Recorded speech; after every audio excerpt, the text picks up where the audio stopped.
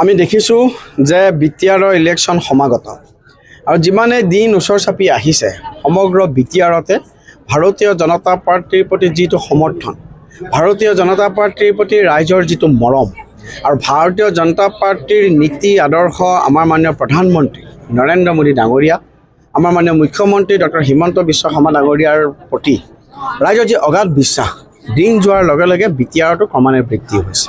গতিকে আজিৰ দিনত আমি খুব আত্মবিশ্বাসী যে বিটিআৰত ভাৰতীয় জনতা পাৰ্টি এবাৰ ১ নম্বৰ শক্তিত পৰিণত হ'ব। আজি এই গোটেই নিৰ্বাচনী আমি গম পাওঁ যে আজি কচুগাঁও আৰু চৰাইবিলত মাননীয় মুখ্যমন্ত্ৰীয়ে দুখন বিশাল ৰাজহুৱা সভা সম্বোধন কৰিছে। আজি চালাকাটিটো আমাৰ সংগঠন আজিৰ দিনত অত্যন্ত শক্তিশালী। প্ৰত্যেকটো বুথতে আমাৰ সংগঠন শক্তি বৃদ্ধি হৈছে, বুথ সমিতিৰ বৃদ্ধি হৈছে। আজি ভাৰতীয় জনতা পাৰ্টিৰ নীতি আদৰ্শৰ প্ৰতি আকৃষ্ট হৈ আজি চালাকাটি অঞ্চলৰ জাতি বৰ্ণ ধৰ্ম নিৰ্বিশেষে বহুত ৰাইজে আজি ভাৰতীয় জনতা পাৰ্টিত যোগদান কৰিছে।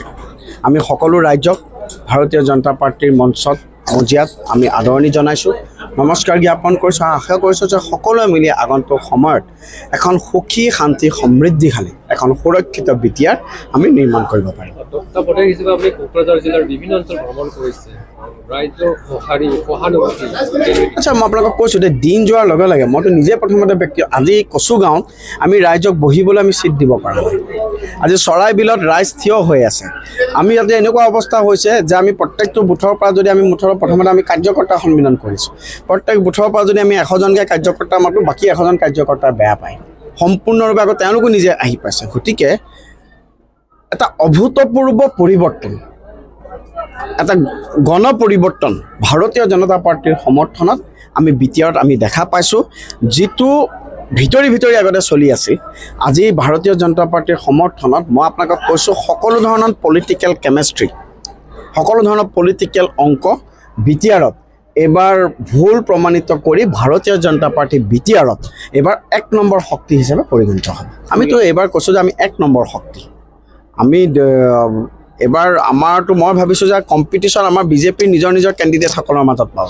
যদি চালাকাটিত আমি ২০,০০০ ভোটত জিকিম বুলি কওঁ বা ৫,০০০, চালাকাটিত যদি আমি ইমান হাজাৰ ভোটত জিকিছোঁ, তেনেহ'লে আমি দতমান ইমান হাজাৰ ভোটত জিকিব লাগিব, আমি বনৰগাঁৱত ইমান হাজাৰ ভোটত জিকিব লাগিব, আমি গুমাত ইমান হাজাৰ ভোটত জিকিব লাগিব, ফকীৰাগাঁৱত ইমান ভোটত জিকিব লাগিব। গতিকে আমাৰ এতিয়াই সেইদিনাখন মুখ্যমন্ত্ৰী মহোদয়ে কৈছে যে প্ৰত্যেক সমষ্টিতে এটা অভূতপূৰ্ব সমৰ্থন ৰাইজৰ আমি লাভ কৰিছোঁ। কাৰণ আমাৰ বিজেপিৰ ট্ৰেক ৰেকৰ্ড তেওঁলোকে চাইছে, ৰাইজে চাইছে। আমাৰ নেতৃত্ব যি আছে, মোদীজী আছে, হিমন্ত বিশ্ব শৰ্মা ডাঙৰীয়া আছে, আমাৰ মানে যি সভাপতি আছে মাননীয় দিলীপ শইকীয়া ডাঙৰীয়াৰ নেতৃত্বত আজি সংগঠন এটা নতুন গতি ল'বলৈ সক্ষম হৈছে। গতিকে সকলো মিলি এইবাৰ ভাৰতীয় জনতা পাৰ্টি আব কি বাৰ বিটিআৰ মে ভাজপা চৰকাৰ। এখনকো প্ৰাৰ্থীক হাৰি যোৱাৰ পিছত যিটো কাম কৰা বা নোহোৱা দেখা যায়, কিন্তু কবিতা বসুন্ধৰাই তেওঁ ৰাইজৰ সৈতে কাম কৰি আছে, টিকেট পোৱাৰ যোগ্য নে? চাওক, এইটো কথা ক'বৰ বাবে বিজেপিত ইজ এ পাৰ্টি, কেডাৰৰ পাৰ্টি, ভাৰতীয় জনতা পাৰ্টি। ইয়াত কাৰো ব্যক্তিগত কথা নাথাকে। যোনে কাম কৰিছে তাত আজি এনেকুৱা বিজেপিত এনেকুৱা লাখ কোটি কাৰ্যকৰ্তা আছে যি এটা সাধাৰণ টিকেটো নোপোৱাকৈ দলৰ কাৰণে কাম কৰি গৈছে। গতিকে সকলোৰে অৱদান ভাৰতীয় জনতা পাৰ্টিত আছে, সকলোৰে অৱদান শ্ৰদ্ধেয়। আৰু আমি কোনো ব্যক্তিগতভাৱে কমেণ্ট কৰাৰ কাৰণে মোৰ অন্ততঃ সেইখিনি ইয়াত অথৰিটি নাইকিয়া। কিন্তু এটা কথা কৈছোঁ, সকলোৰে সহযোগত সকলোৰে বিকাশৰ আমি যিটো দিওঁ, সকলো কাৰ্যকৰ্তাৰ সন্মিলিত প্ৰচেষ্টাত আজি ভাৰতীয় জনতা পাৰ্টি এইটো পৰ্যায়লৈ আহি উপনীত হৈছে। সকলো কাৰ্যকৰ্তা ভাৰতীয় জনতা পাৰ্টিৰ শ্ৰদ্ধেয়, সকলো কাৰ্যকৰ্তাক লগত লৈ আমি আগবাঢ়ি যাম। আপুনি বিচৰা বাতৰি পাব কেৱল নিউজ 18 এপত।